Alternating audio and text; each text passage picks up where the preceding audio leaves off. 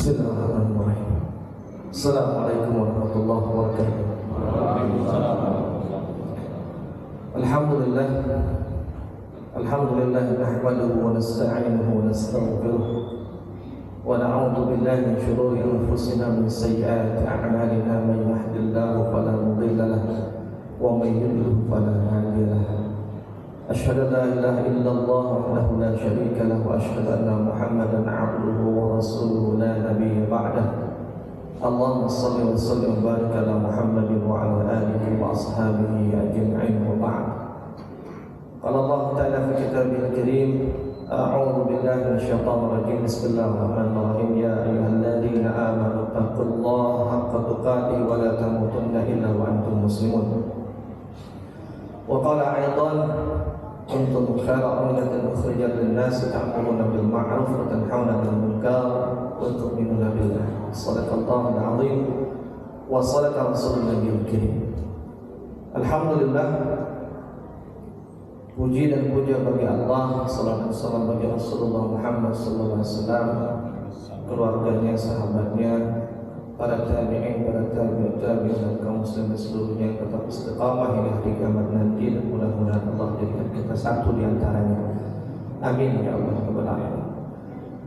Bapak Ibu sekalian yang dimuliakan Allah Subhanahu wa taala, alhamdulillah, satu di antara makna balighna Ramadan, alhamdulillah Allah telah sampaikan kita di bulan Ramadan.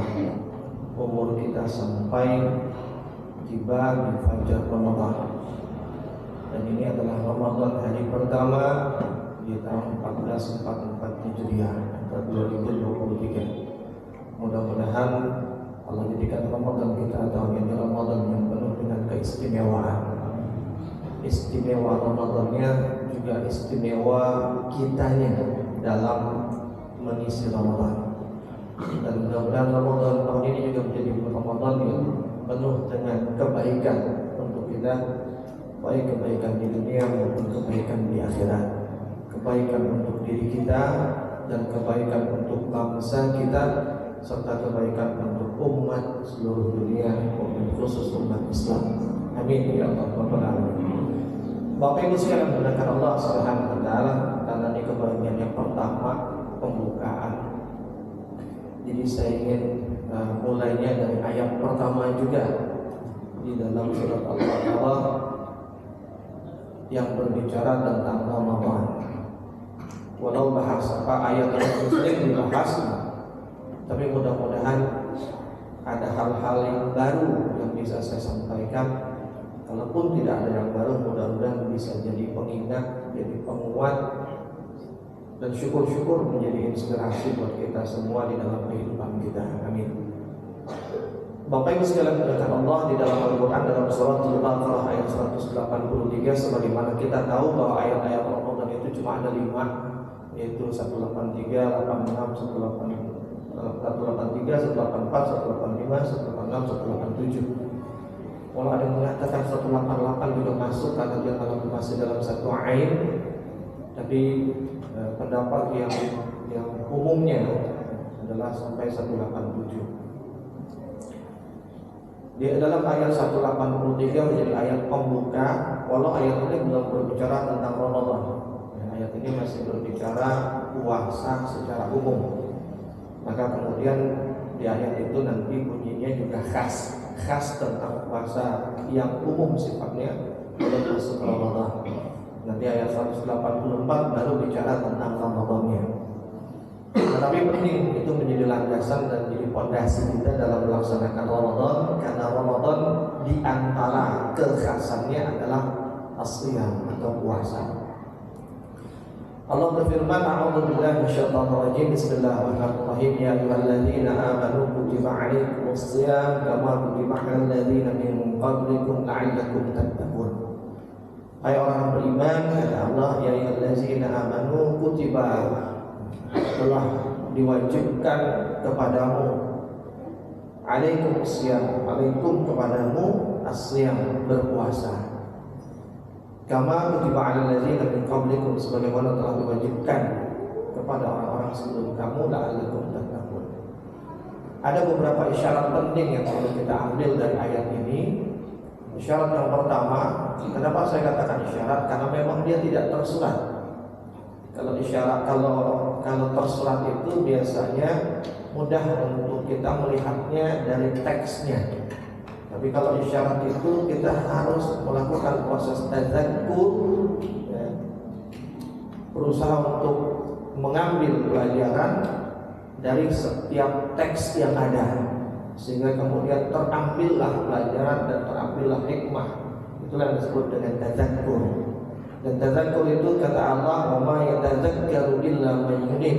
Tidak akan sampai seseorang itu kepada tadzakkur kecuali dia kembali. Kembali maknanya ada dua, ada kembali dalam makna hakiki dan kembali dalam makna maknawi. Secara hakiki kembali itu berarti kita kembali kepada Al-Quran. Karena yang mau diambil pelajaran Al-Quran, maka kembali kepada Al-Quran. Dan salah satu kembali kepada Al-Quran adalah dengan kita membuka kitab-kitab tafsir. Karena nanti ada kategorisasi namanya tafsir Quran bil Quran. Ada satu ayat yang dijelaskan dengan ayat yang lain, yang tanpa penjelasan ayat lain itu bisa jadi kosong dan tidak ada maknanya, kita tidak memahami. Dan secara maknawi kembali itu maknanya adalah kembali kepada Allah. Artinya kita menjalin hubungan dengan Allah, dan ketika melakukan upaya melakukan tadzakkur itu kita berdoa kepada Allah, ya Allah jadikan aku mampu untuk mengambil pelajaran dari ayat-ayat. Nah, isyarat yang pertama kalau sekalian, Allah mengatakan ya ayyuhallazina amanu.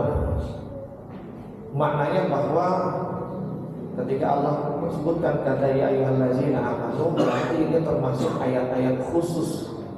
Ayat-ayat khusus yang ditujukan kepada orang-orang khusus. Jika ada perintah di dalamnya berarti perintah khusus, jika ada larangan di dalamnya berarti larangan khusus. Dan kekhususan perintah dan larangan itu hanya bisa dilakukan oleh orang-orang khusus tersebut. Maka ketika disebut ya ayyuhallazina amanu, tandanya nanti di dalam bicara tentang perintah puasa, berarti puasa itu diperintahkan kepada orang yang beriman dan hanya bisa dilakukan oleh orang-orang yang beriman. Yang tidak beriman dia tidak akan bisa melakukan puasa. Ada orang yang bertanya, tapi Ustaz, orang-orang kafir juga ada kok yang bisa puasa. Puasa dalam arti dia nggak makan, nggak minum dari pagi sampai sore. Dulu saya waktu kecil tetangga saya orang Nasrani, dan kalau kita puasa dia kadang-kadang ikut puasa juga dan bisa sanggup. Dengan niat puasa dihafal, kemudian doa buka puasa juga dihafal, makan Al-Fatihah pun dihafal. Islam aja belum. Nah, ketika ada orang kafir yang bisa melakukan puasa, maka tandanya puasa yang dilakukannya bukanlah puasa yang ditujukan kepada orang beriman. Berarti kalau ada orang beriman yang puasanya seperti puasa yang dilakukan orang kafir juga bisa melakukan, berarti dia belum sampai pada puasa yang dimaksud oleh Allah Subhanahu wa taala. Jadi kalau sekedar nahan lapar, nahan haus, maka berarti bukan puasa itu sebenarnya yang buat orang beriman. Maka kemudian di antara doa yang diajarkan kepada kita, terlepas doa ini ada yang mengatakan hadisnya dhaif, atau ada yang mengatakan ini bukan doa, sebenarnya bukan hadis, tapi doa yang diajarkan ulama. Tapi ala kulli hal saya menemukan hadisnya. Saya menemukan hadisnya di dalam musnadnya Imam Ahmad. Ya. Walau sedikit berbeda redaksinya. Di mana di dalam doa yang diajarkan kepada kita itu berbunyi Allahumma barik lana fi Rajab wa Sya'ban wa ballighna Ramadan.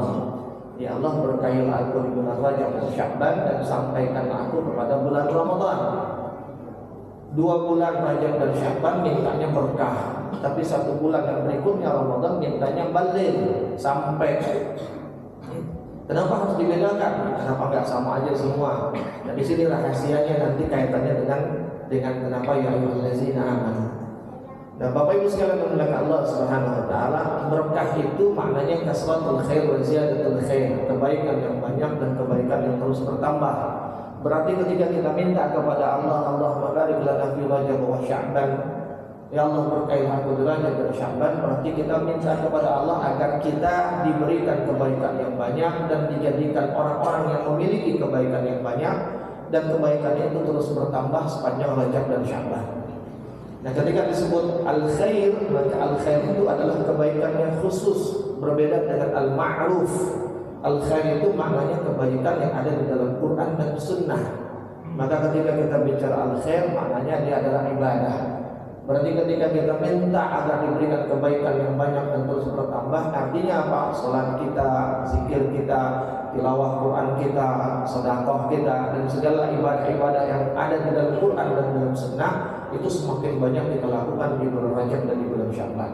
Bukan sebatas kita mau, tapi Allah bikin kita mampu. Karena banyak orang yang mau, tapi dia tidak mampu. Maka kemudian kita butuh yang namanya taufik. Maka di antara doa memasuki bulan baru, dan sebenarnya juga ada kekeliruan sebenarnya. Doa Allahumma ahillahu alaina itu sesungguhnya bukan doa masuk Ramadan, tapi itu doa masuk bulan baru di bulan apapun. Nah, di ujung doa itu di dalam riwayat di dalam Sunan Darimi agak lebih lengkap. Kalau di dalam Sunan Tirmizi, Abu Daud itu hanya sampai Islam wassalam Rabbi wa rabbukallah. Tapi kalau di dalam Sunan Tirmizi ada tambahan setelah Islam wassalam itu ada kata wa taufiqi lima yuhibbu rabbuna wa yarda. Dan taufik itu adalah hidayah yang sifatnya kalau hidayah itu irsyadi, kalau yang satu lagi hidayah berupa taufiki, itu yang disebut dengan taufik. Irsyadi itu hanya petunjuk saja, Quran itu petunjuk. Tapi taufik itu adalah kemampuan untuk melaksanakan petunjuk. Dan kita minta sama Allah bukan hanya hidayah, tapi minta juga agar diberikan kemampuan. Maka kemudian Rajab dan Sya'ban kita dimampukan untuk melakukan banyak kebaikan. Kenapa dilakukan banyak kebaikan? Agar dengan kebaikan itu kita sampai kepada bulan Ramadan. Jadi minta keberkahan Rajab dan Sya'ban agar kita sampai ke Ramadan. Jadi bukan itu berdiri sendiri-sendiri. Nah, kenapa kemudian keberkahan Rajab dan Sya'ban untuk sampai ke Ramadan? Karena berkah kita banyak melakukan kebaikan, dan kebaikan itu adalah wujud ketaatan, melakukan ibadah. Dan ketika ibadah kita lakukan, Rasulullah mengatakan al-imanu yazidu wa yanqus, iman itu naik dan turun. Yazidu bil ta'ah, naiknya iman itu karena ketaatan, wa yanqus bil maksiyah, dan turunnya iman karena maksiat. Maka ketika kita melakukan perintah Allah, melakukan ibadah, melakukan ketaatan, dengan sendirinya iman kita naik. Dan ketika iman kita naik, yang terjadi adalah kita menjadi manusia yang disebut dengan mutmainnah. Semakin tinggi, semakin baik imannya, maka kita menjadi mutmainnah. Dan ketika kita menjadi mutmainnah, maka Allah akan turunkan as-sakinah kepada kita. Bedanya apa mutmainnah dengan sakinah? Dua-duanya artinya sama-sama tentram. Tapi mutmainnah itu adalah ketentraman yang kita setting, yang kita buat, yang kita rencanakan. Jadi untuk bisa mutmainnah kita harus berusaha dengan memperbanyak amal dan memperbanyak ibadah. Karena dengan ibadah itu artinya kita zikrullah, dan dengan zikrullah kita menjadi mutmainnah. Al-Waqiah ayat 28. Ya ayyuhallazina amanu wa tatma'innu qulubuhum bi dzikrillah, ala bi dzikrillah tatma'innul qulub. Dengan mengingat Allah hati kita menjadi tenang. Nah, ketika kita tenang hati kita, mutmainnah yang kita upayakan, maka Allah akan anzala sakinata fi qulubil mu'minin. Nah, ketika sakinah, ketentraman yang asalnya dari Allah itu diturunkan, nanti buka surat Al-Fat ayat yang keempat tadi, wallazi anzala sakinata fi qulubil mu'minin liyazdadu imanan ma'a imanihim. Ketika sakinah itu diturunkan oleh Allah, maka dengan sakinah itu bertambahlah iman kita, di samping iman yang sudah kita miliki sebelumnya. Jika dengan iman yang sudah kita miliki sebelumnya, misalnya iman kita 5, dengan iman 5 itu kemudian kita salat subuh, zuhur, asar, maghrib, isya, kemudian dengan sebab itu kita mengalami mutmainnah, dan karena mutmainnah Allah berikan sakinah, dan karena sakinah naik iman kita jadi 7. ketika imannya jadi 7, maka dia tentu dengan naiknya iman naik juga nambah juga yang namanya amal. 5 saja dia bisa subuh, zuhur, asar, maghrib, isya, maka dengan 7 dia subuh, zuhur, asar, maghrib, isyanya di masjid berjamaah. Dan kemudian bahkan ditambah qabliyah dan ba'diyahnya. Itu diantara, dan itulah makna istiqamah yang sesungguhnya. Istiqamah itu bukan flat tetap segitu-segitu aja, tapi istiqamah itu adalah dia tetap, tapi tetap dalam peningkatan, bukan tetap di titik yang sama. Kenapa dalam peningkatan? Ya, karena tadi dengan dia melakukan amal dia mutmainnah, dengan mutmainnah Allah berikan sakinah, dengan sakinah Allah tambah imannya, dengan tambah iman tambah amalnya. Nah, Bapak Ibu sekalian yang dimuliakan Allah Subhanahu wa taala. Nah, ketika Allah berikan bertambahnya iman dengan amal itu berarti apa? Dengan banyak al-khair yang kita lakukan, dengan banyak kebaikan dan ketaatan yang kita lakukan, maka iman kita akan terus bertambah.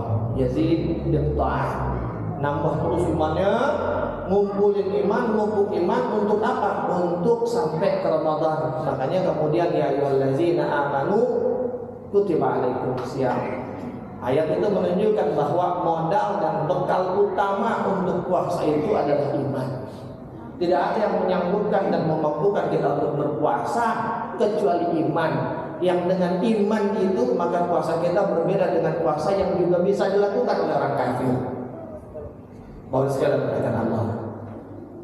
Dan ketika semakin banyak imannya, semakin tinggi kualitas imannya, maka nanti semakin tinggi kualitas puasanya. Karena apa? Ibarat orang dagang, ya, dia pengen untung, tapi untuk untung dia kudu buka lapak. Untuk buka lapak dia kudu punya modal. Apa untung yang dikejar dari Ramadan, dari puasa? La'allakum tattaqun. Supaya bisa tattaqun dia kudu punya lapak. Lapaknya apa? Puasa. Supaya bisa puasa dia kudu punya modal. Modalnya apa? Iman. Nah, Rajab dan Sya'ban kita banyak melakukan ketaatan supaya modal kita makin banyak. Dengan modal banyak, balighna Ramadan. Bukan umur kita doang nyampe. Kalau umur nyampe kita udah nyampe sekarang. Tapi makna baligh, kita kenal istilah akil baligh. Akil baligh itu maknanya orang tersebut sudah akil. Akil itu tandanya dia sudah mumayyiz, ya. Akalnya sudah tumbuh secara sempurna, dia bisa bedain antara yang benar dan yang salah. Umur berapa tuh mumayyiz? Umur 6 tahun, 7 tahun itu sudah mumayyiz. Dan di umur segitu orang sudah mumayyiz sudah boleh dia jadi imam. Jika bacaan Qur'annya bagus. Nah, setelah dia akil, tahap berikutnya adalah baligh. Nah, baligh itu maknanya dewasa. Dan dewasa itu tidak diukur oleh usia. 17 tahun, 15 tahun, enggak. Buktinya apa? Orang beda-beda balighnya. Ada yang balighnya 17, laki-laki, ada yang 15. Ada yang 12 sudah baligh. Perempuan 12, ada yang 9. Yang 7 tahun sudah baligh juga ada. Ini menunjukkan baligh itu bukan umurnya nyampe, tapi baligh itu dia sampai kepada tanda-tanda baligh, tanda-tanda kedewasaan. Apa tandanya? Dikatakan dia baligh bagi laki-laki sudah mimpi basah atau sudah tumbuh rambut di kemaluannya. Bagi perempuan kapan dikatakan baligh? Ketika dia sudah haid. Maka mau umurnya berapapun kalau sudah haid dia sudah baligh. Begitu pula ketika kita berdoa wa balighna Ramadan, sampai kepada Ramadan maknanya sampai kepada tanda-tanda Ramadan yang khas yang memang itu diperuntukkan oleh orang beriman dan tidak bisa dilakukan kecuali oleh orang beriman. Gitu. Maka kemudian yang disampaikan oleh Imam Al-Ghazali terkait dengan puasa yang 3 tingkatan itu awam, khawas itu sesungguhnya puasa orang beriman itu minimal itu di level yang kedua, bukan level yang bawah. Level bawah itu puasa yang manusia pada umumnya, ya, cuma lapar dan haus. Sementara Rasulullah katakan, "Bukan masa ini laisa lahu min siyamihi illa al-ju' wal 'atash." Banyak orang yang berpuasa tapi dia tidak dapat apapun kecuali lapar dan haus. Nah, Bapak Ibu sekalian mengatakan Allah Subhanahu wa taala, maka kemudian ya kan, kita modal iman. Dengan modal iman lalu kita beramal dengan iman itu, amalnya adalah puasa. Keuntungannya apa? La'allakum tattaqun. Maka ketika kita bicara antara mukmin dengan muttaqin kan naik level. Muslim, mukmin, muttaqin. Ya. Dari level 2 ke level 3. Itu isyarat yang pertama. Isyarat yang kedua, Bapak sekalian, ketika Allah katakan kutiba alaikumusiyam, diwajibkan berpuasa, kama sebagaimana telah diwajibkan kutiba alal ladzina min qablikum, diwajibkan kepada orang-orang sebelum kalian. Nah, dari kalimat ini menunjukkan bahwa puasa itu punya sejarah panjang. Puasa itu bukan amalan yang baru ada. Puasa itu bukan hanyalah amalan yang ada pada umatnya Muhammad, tapi puasa itu di dalam sejarah perjalanan manusia dari Adam alaihissalam hingga Rasulullah Muhammad SAW. Di setiap risalah-risalah kenabian yang konon katanya jumlahnya sampai 120.000, itu salah satu pendapat Nabi gitu.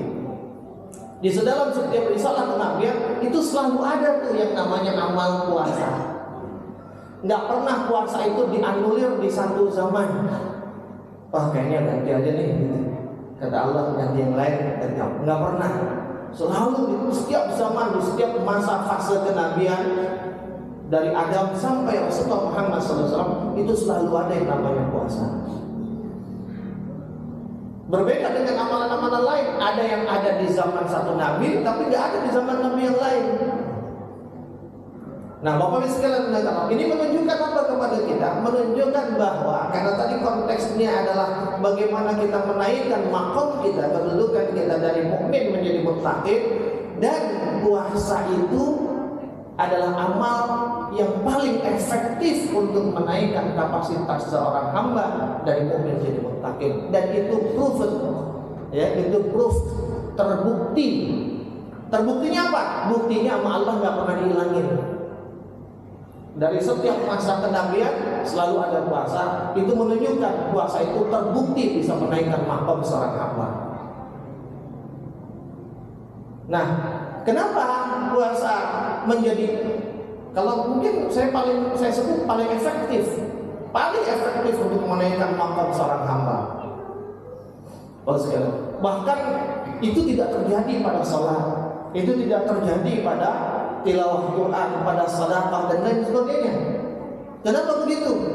Bapak sekalian, tadi hadis Rasulullah mengatakan iman yazidu wa yanqus, naik dan turun. Yazidu bil ta'ah, naik iman karena ketaatan, yanqus bil maksiat, turun karena maksiat. Artinya iman itu enggak statis, iman itu enggak tetap. Iman itu fluktuatif, naik ada saat naik, ada saat turun. Naiknya karena taat, turunnya karena maksiat. Berarti manusia bisa taat, bisa juga maksiat, siapapun dia. Nah, ketika dia bisa taat, bisa maksiat, berarti ketika dia ingin naik makomnya, dia PR-nya bukan hanya menaikkan ketaatan, tapi juga PR-nya harus meminimalisir maksiat. Kenapa dua ini selalu ada, Bapak sekalian? Karena begitulah manusia diciptakan oleh Allah. Kan manusia itu dua unsurnya, ada ruh, ada jasad. Ada ruh, ada jasad. Ruh itu dari mana? Ruh itu minallah. Ruh itu dari Allah, yang baru diberikan kepada kita. Fanafakhtu min ruh. Ketika Allah meniupkan ruh yang dimilikinya kepada janin usia 4 bulan di dalam kandungan. Sementara jasad itu dari mana? Jasad itu dari bumi. Laqad khalaqnal insana min sulalatin min tin, kata Allah. Sungguh Allah telah menciptakan manusia itu dari sulalatin min tin, saripati tanah. Bahkan di dalam ayat lain disebut min hama'in masnud, dari lumpur hitam. Kalau sekalian belajar Allah. Dan itulah jasadnya, dibuatnya dari lumpur hitam. Lumpur itu ada di mana? Ada di bumi. Artinya apa? Dua unsur manusia itu berbeda sama sekali. Yang satu orientasinya meninggi, mendekati Allah karena dia milik Allah, pengennya mah balik ke Allah terus. itulah ruh. Yang satu lagi jasad karena asalnya dari bumi, pengennya di bumi terus. Yang satu itu bertolak belakang dengan hukum gravitasi, yaitu ruh. Yang satu lagi dia terikat dengan hukum gravitasi. Hukum gravitasi itu apa? Tarikan ke bumi kan? Yang ditarik ke bumi itu apa? Jasad. Ruh nggak bisa ruh ditarik ke bumi. Dia inginnya melangit. Nah tapi masalah yang dilarangnya, ya, kita ini bukan ruh, kita juga bukan jasad. Kita ini nafs. Kita ini nafs. Nafs itu apa? Ada banyak pendapat para ulama, tapi semua bermuara pada satu hal. Cuma banyak pendapat itu kadang-kadang agak jelimet, susah untuk memberikan pemahamannya kepada orang pada umumnya. Tapi ada satu pendapat yang paling mudah untuk dipahami dan setidaknya menurut saya itu paling baik buat saya, yaitu Syekh Mutawalli Asy-Sya'rawi ketika beliau mengatakan yang dimaksud dengan an-nafs itu adalah bersatunya, berpadunya, terikatnya antara ruh dengan jasad. Ketika ruh dan jasad diikat, maka pada saat itulah dia menjadi nafs. Ketika ruh dan jasad terpisah, dia bukan lagi nafs.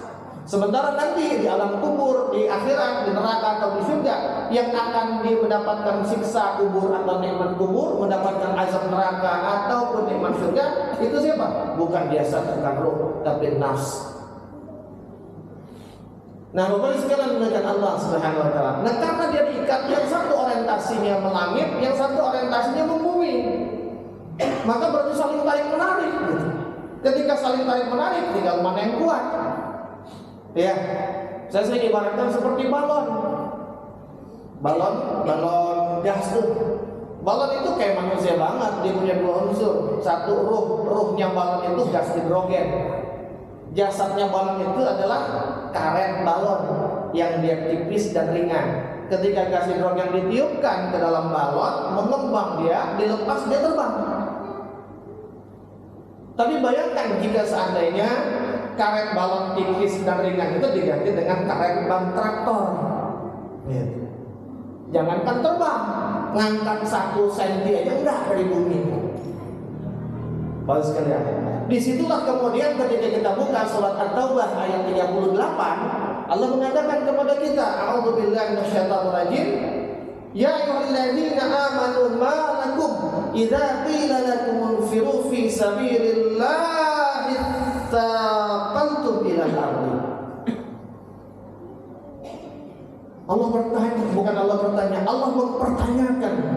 Yang dipertanyakan siapa? Orang beriman, bukan manusia pada umumnya.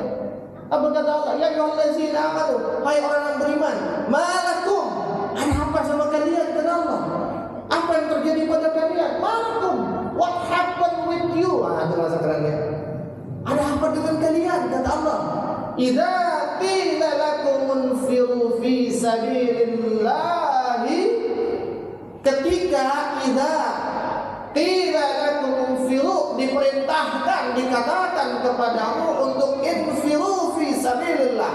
Infiru itu nanti dalam ayat lain disebut fasa. Fi sabilillah ini konteksnya adalah perang Tabuk di dalam ayat 38 itu. Tapi makna fi sabilillah juga bisa bermakna umum. Artinya disuruh menuju kepada Allah. Hikmahnya dia bisa menjadi umum, walau asbabun nuzulnya khusus, yaitu terkait dengan perang Tabuk. Kata Allah, ada apa dengan kalian ketika disuruh kepada kalian untuk bersegera menuju Allah? Saqaltum ilal ardi, kalian itu berat dan lebih suka di bumi, kata Allah. Kata saqaltum itu itu katanya adalah sakil. Sakil itu artinya berat. Bapak Ibu sekalian, dan yang menariknya adalah nanti kalau dalam bahasa itu ada tinjauan fonologi, ada morfologi, bahwa kata itu ada bentukannya dan bentukannya adalah huruf. Dan huruf itu kalau di dalam bahasa Arab, di dalam ilmu tajwid ada huruf yang berat untuk disebut, dibunyikan, ada huruf yang ringan. Nah, kata sakil itu artinya berat. Tapi kata sakil itu disusun oleh huruf-huruf yang berat untuk disebut. Bahkan sebelum masuk ke kata sakil, dia diawali dengan huruf yang berat juga. Fi sabilillahi, hanya ha besar. Ha besar itu, ya kan, dia tebal. Tapi ketebalannya di tengah-tengah, nggak boleh terlalu tipis, jadinya ha. Alham tuh ha kecil, tipis dia. Tapi kalau fi sabilillahi hanya ha besar, tebal dia. Dan tebalnya bukan dari dada keluarnya. Karena kalau dari dada keluarnya pada saat dia syiddah fathah, dia akan hilang. Hilang. Tapi kalau dia dari sini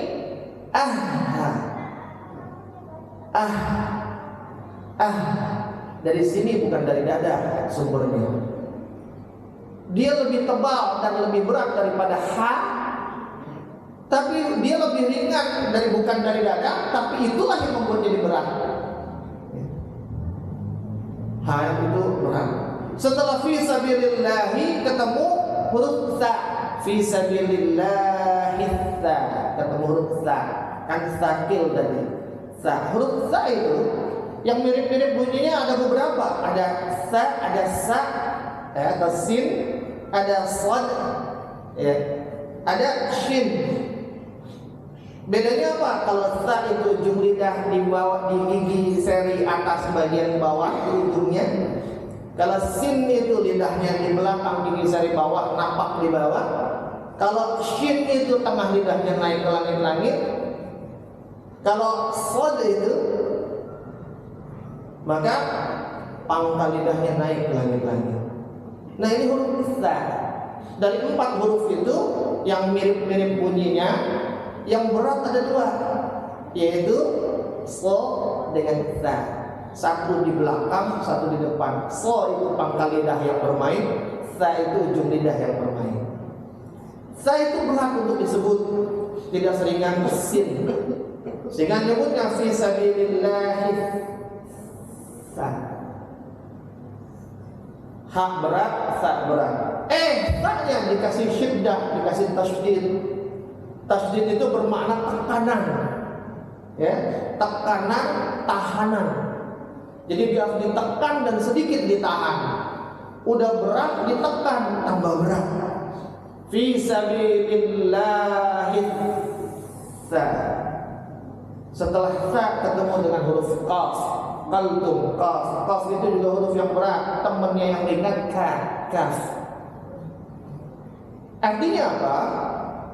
Maknanya, makna katanya secara semantik, ilmu semantik, maknanya adalah berat. Tapi secara fontnya, huruf-hurufnya, huruf-huruf yang berat. Makna diikat oleh fisik. Maka ketika Allah katakan fi sabilillahi tsaqaltum ilal ardi, kalian disuruh untuk menuju Allah, tapi kalian lebih berat ke bumi. Kalian berat ke bumi, maknanya yang membuat kita berat adalah fisik kita.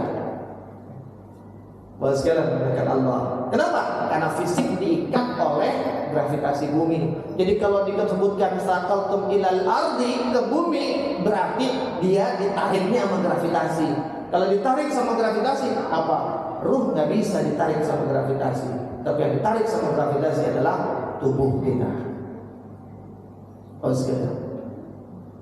Maka kalau kita bicara tadabbur bil makna, tadabbur bil lughah gitu, secara pendekatan bahasa, nanti bahasa ada kata ada font, kita ada huruf. Sebenarnya itu Al-Qur'an itu untuk dipelajari. Sekalian. Kita surat Al-Haqqah misalnya. Al-Haqqatu mal-Haqqah. Itu kan namanya mad lazim musaqal kalimi.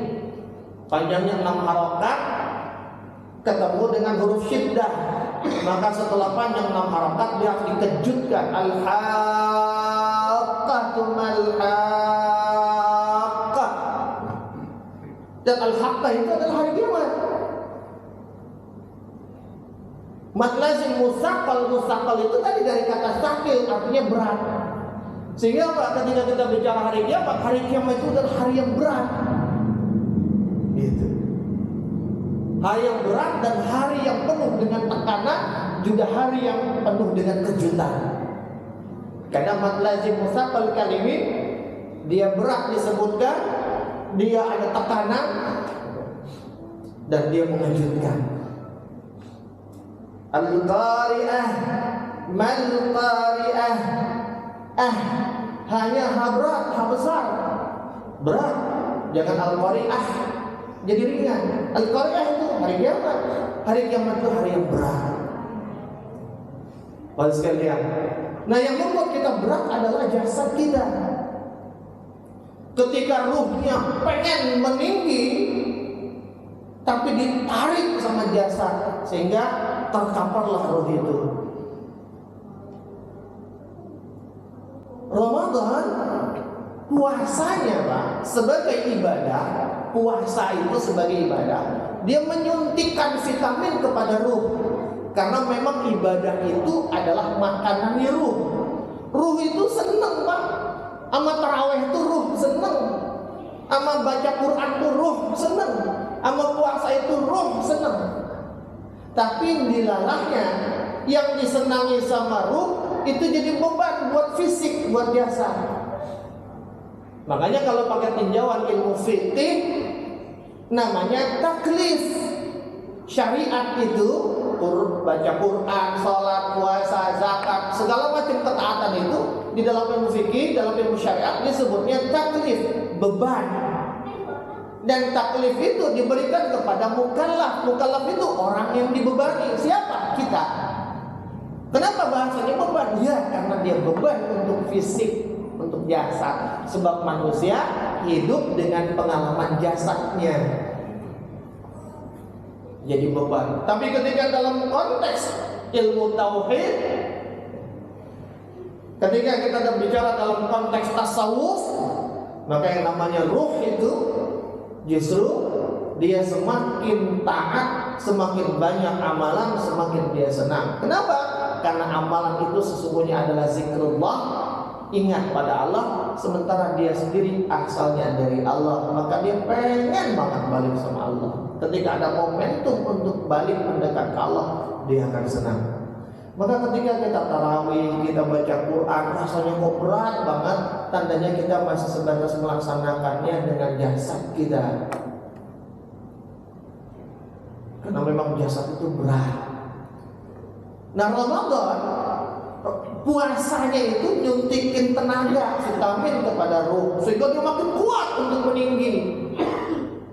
Sementara larangan makan dan minum di puasa itu dia menghilangkan beban dari jasad, meringankannya.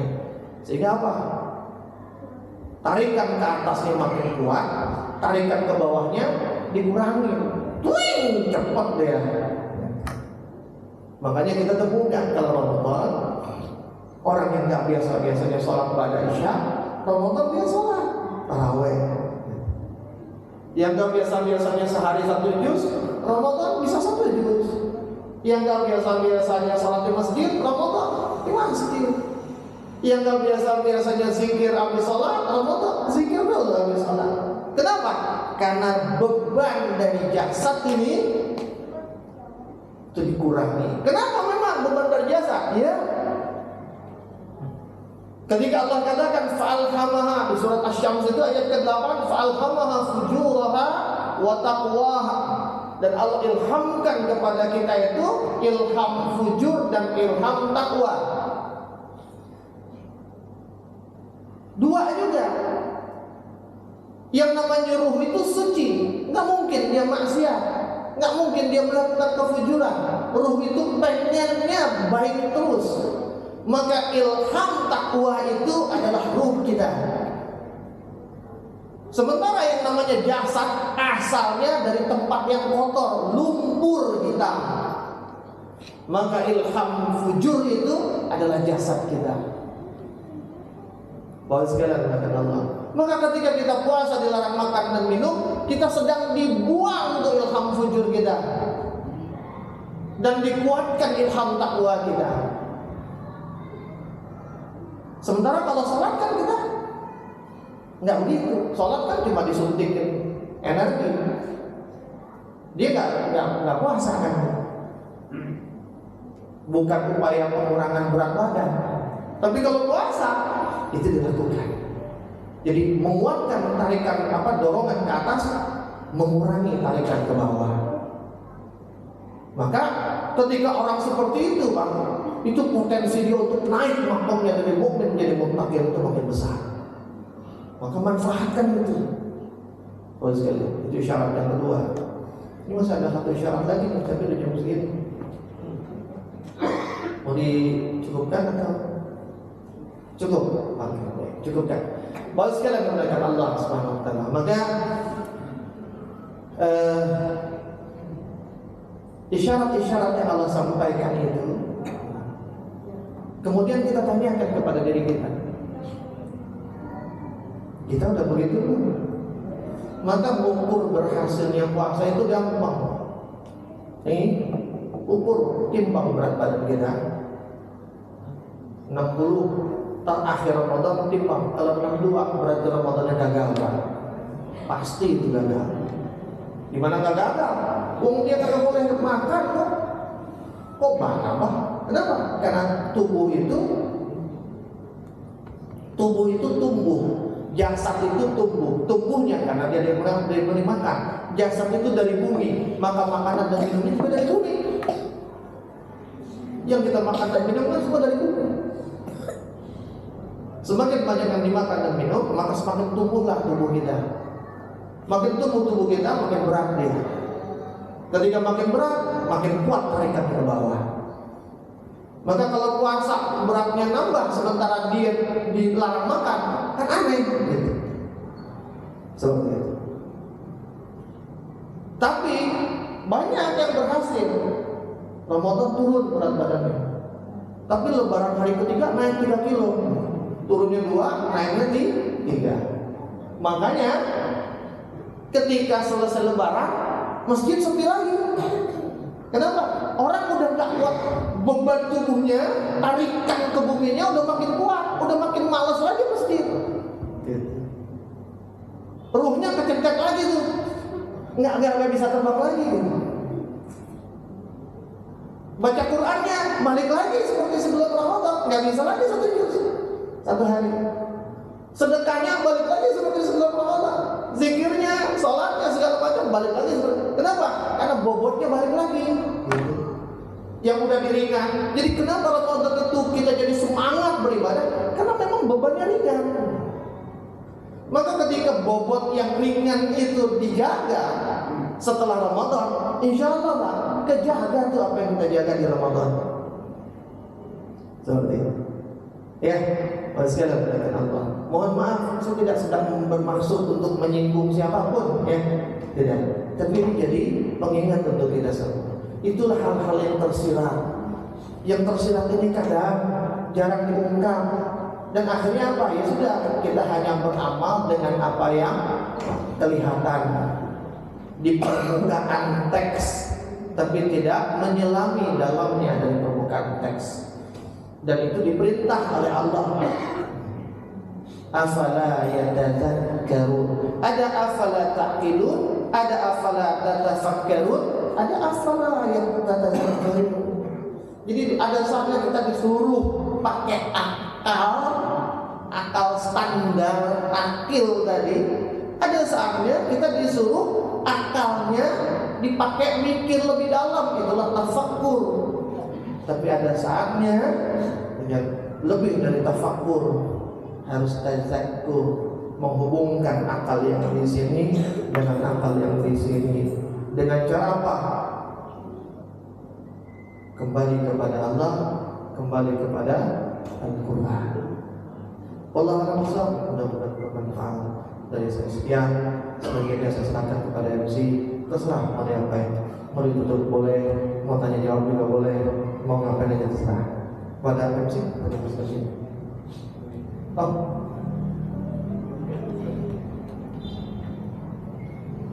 Baik, terima kasih kepada Ustaz.